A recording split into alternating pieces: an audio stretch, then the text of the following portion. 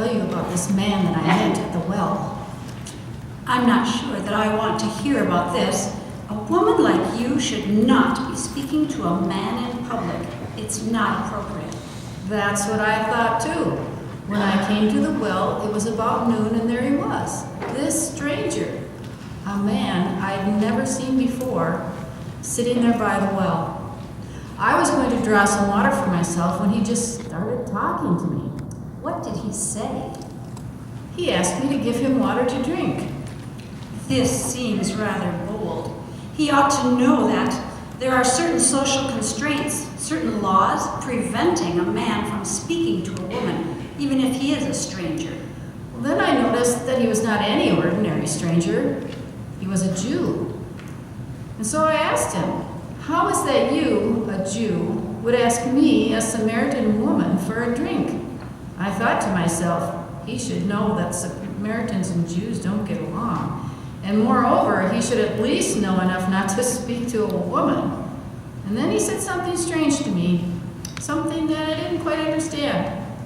He said, if you knew the gift of God and who it is that is asking you, give me a drink, you would have asked him, and he would have given you living water.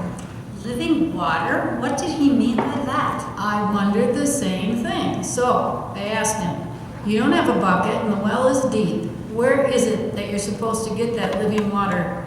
Are you greater than our ancestor Jacob who gave us this well? Why would he be coming to the well with no bucket? What were his intentions, especially talking to you, a woman of Samaria? I don't think that meeting this strange man at the well today was a chance encounter. What do you mean? Because of what he told me next. He said, everyone who drinks from this water will be thirsty again. But the one who drinks from the water that I give will never be thirsty again. The water I give will become in that one a well springing up to eternal life. I don't understand. What did he mean by water that he gives? What's so special or different about this water than the water from the well that we have been drawing from each day for years? I was not so certain about what he meant until he told me to go and tell my husband and to come back. And I told him I have no husband, and he said, you're right. You do not have a husband. The man you are living with now isn't your husband, but you have had 5 husbands. Is this true? Have you had 5 husbands? And the man you're living with now, you're not married to him? No, I have had 5 husbands. 2 of them died, and the other 3, well, they left me. I couldn't bear the pain of marrying again, so I have just been living with a man now. He's been very good to me. How would this stranger know this about you? This Jewish man who was so bold to ask you for a drink of water? I wondered the same thing. It was at that moment that I perceived that he was perhaps a prophet. And then I wanted to change the subject. I needed to talk about something else other than the pain I was experiencing with having 5 husbands who are now dead or had fled, and that I was living with another man unwed. I started talking about the proper place of worship, Mount Gerizim or Jerusalem. And then he told me that there will come a time when we will worship neither at Gerizim nor in Jerusalem, but we will worship in spirit and in truth. And I said to him that I knew that the Messiah was coming who will proclaim all things to us. And he said to me, I am he, the one who is speaking with you now.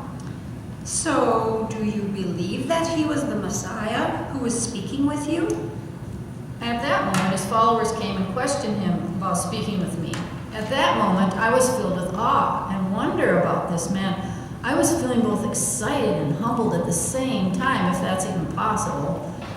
So I fled. I went back to the city. I began to tell others about this man I met at the well who told me everything I had ever done. Could he possibly be the Messiah? I asked them. After I shared with them about this man, they were determined to see for themselves who he was. So how is it that this man, whom you do not even know, could tell you all about your life? Maybe he knew about you somehow even before he met you, spoke to a friend or someone from town about you? I don't think so. But how could you even trust him, this stranger and Jewish man who came from out of nowhere and broke all the boundaries of what's acceptable? That's just it. He was willing to take the risk of speaking to me, a Samaritan woman, in a public place. Why would he have anything to do with me? He shouldn't have. But he went out of his way to befriend me. He knew all about my past, about having 5 husbands, and knowing that I was not married but living with a man. But he didn't cast any sort of judgment or show any scorn. He simply invited me to drink of this living water, in which I will never thirst again. I would have walked away and not had anything to do with him, especially if he knew everything about me. That would have disturbed me enough to get away from him. Why didn't you? I don't know. I think it was what he told me about this living water that would well up inside me to eternal life that compelled me to stay.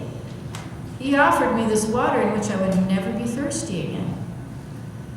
I then started to think about coming to this well, day in and day out, at odd times in the heat of the afternoon sun, only to avoid all the other women who came here to get water.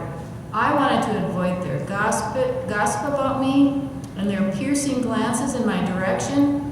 For so long, I've wanted something else, something better for my life, to actually live and not be burdened by guilt or by fear. I don't know. How could a chance encounter do all of that? I believe now that this was no chance encounter, only the chance to encounter the Messiah. I believe that God had a hand in this meeting between us. I'm not the same. No longer do I have to go around town or to the well and wonder how others might look at me. I think that's why I left my water jar at the well behind that day that I met him. How is that? I don't quite get you. I think that jar I left behind is like my old life. It is my former life of always being thirsty and never feeling satisfied. The water we draw from the well outside of town is a water that we continue to have to come back to again and again. But the water that he was offering is a water that satisfies. It is a water in which the source is the Messiah himself, who has broken down all the barriers and revealed the unconditional love of God. He has filled me with the love of God. It is a love I have never known before, even after having 5 husbands. I've never known such love. It looks like he's had quite an effect on you. He has, which is why I'm telling you my story about my encounter with him. I want others to know the same joy that fills my life, a life overflowing with the love of God. The next time you go to the well, think about what I've said.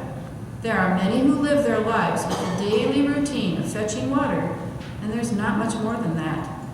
But imagine a life beyond the routine, beyond the mundane, beyond living in fear and despair.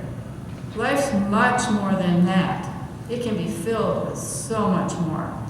The next time I go to the well, maybe, I too should leave my water jar behind and see what happens. Maybe. You never know when he might appear and offer living water.